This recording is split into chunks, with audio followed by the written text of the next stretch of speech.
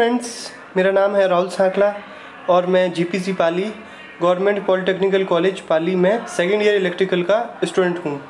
पिछले पार्ट में हमने एलवीडीटी की कंस्ट्रक्शन और वर्किंग प्रिंसिपल को समझा। इस पार्ट में हम एलवीडीटी के एप्लीकेशंस, एडवांटेज और डिसएडवांटेज को समझेंगे।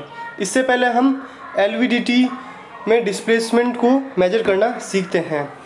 इसके लिए हम कुछ केसेस लेंगे, तो आइए हम डिस्प्लेसमेंट को मेजर करना सीखते हैं।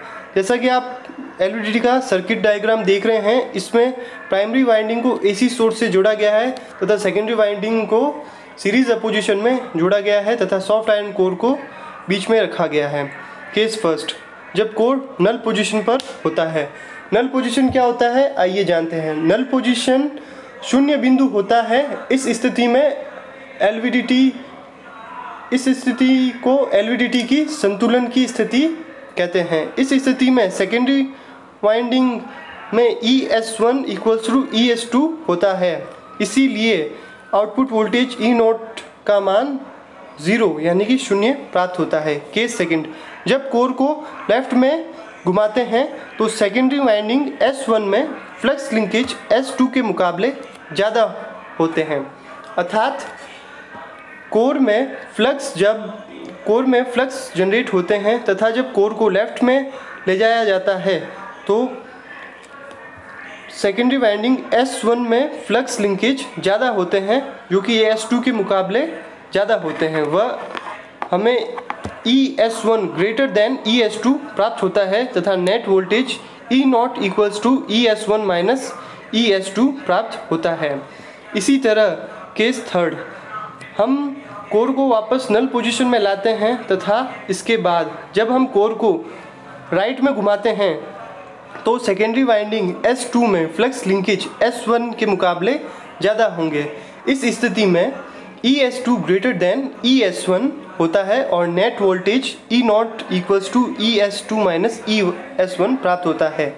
इस स्थिति में पहली स्थिति का उल्टा होता है। इस स्थिति में जब हम कोर को राइट में ले जाते हैं तो कोर में उत्पन्न फ्लक्स सेकेंडरी वाइंडिंग S2 में उत्पन्न फ्लक्स के साथ लिंक हो जाते हैं तथा S1 के मुकाबले ज़्यादा प्राप्त होते हैं।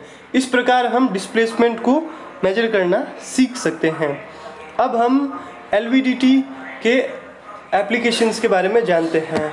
एलवीडीटी का उपयोग प्राइमरी ट्रांसड्यूसर्स के रूप में होता है, क्योंकि यह डिस्प्लेसमेंट को डायरेक्टली ही इलेक्ट्रिकल सिग्नल्स में रूपांतरित कर देता है, यानी कि ट्रांसफ़र कर देता है।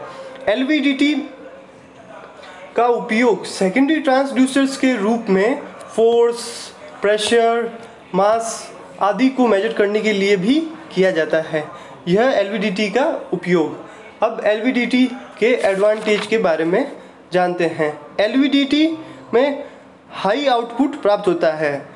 एलवीडीटी द्वारा प्राप्त आउटपुट वोल्टेज का मान बहुत ज़्यादा होता है, इसीलिए इसको एम्पलीफायर करने की आवश्यकता नहीं होती है। और एलवीडीटी में हाई सेंसिटिविटी होती है। एलवीडीटी में लगभग 40 वोल्ट प्रति mm की हाई सेंसिटिविटी को रखा जाता है। इसके अलावा एलवीडीटी लो पावर कंज्यूम करता है। अन्य विद्युत ट्रांसड्यूसर्स की तुलना में एलवीडीटी कम पावर खर्च करता है और लो हिस्टैरिसीस। एलवीडीटी कम हिस्टैरिसीस करता है, इसलिए सभी परिस्थितियों में यह रिपीटेबिलिटी यानी कि बारंबारता के लिए अच्छा होता है। और लो फ्रिक्शन, चूँकि एलवीडीटी में कोई भी स्लाइडिंग कॉन्टैक्ट्स नहीं होता है, इस कारण इसमें लेस फ्रिक्शन और लेस नॉइस होती है। इस तरह हम एलवीडीटी के एडवांटेज के बारे में जान चुके हैं। अब हम एलवीडीटी के कुछ डिसएडवांटेज के बारे में जानते हैं। एलवीडीटी मैग्नेटिक फील्ड से प्रभावित होते हैं, अर्थात एलवीडीटी मैग्नेटिक फील्ड में आने से बहुत ज़्यादा प्रभावित हो सकते हैं।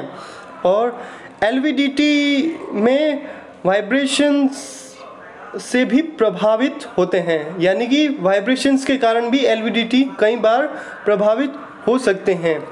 और LVDT में टेम्परेचर का भी बहुत प्रभाव पड़ता है। LVDT में टेम्परेचर के प्रभाव को रोकने के लिए तांबे की जगह मैग्नीन के तारों का भी इस्तेमाल किया जाता है। इस तरह से हम LVDT के डिसएडवांटेज के बारे में भी जान चुके हैं। इस तरह से हम LVDT के एप्लीकेशंस, एडवांटेज और डिसएडवांटेज को समझ चुके हैं। इसके अलावा LVDT की अधिक जानकारी के लिए आप यूनिक पब्लिकेशंस की EE 204 की बुक्स भी पढ़ सकते हैं। जैसा कि हमने पहले पार्ट में कहा कि LVDT बहुत इम्पोर्टेंट टॉपिक है और ये हर साल डिप्लोमा ईयरली एग्ज़ाम में आता है। 2018-19 में भी इससे जुड़े क्वेश्चन आ चुके हैं। तो हमारा वीडियो देखने के लिए धन्यवाद।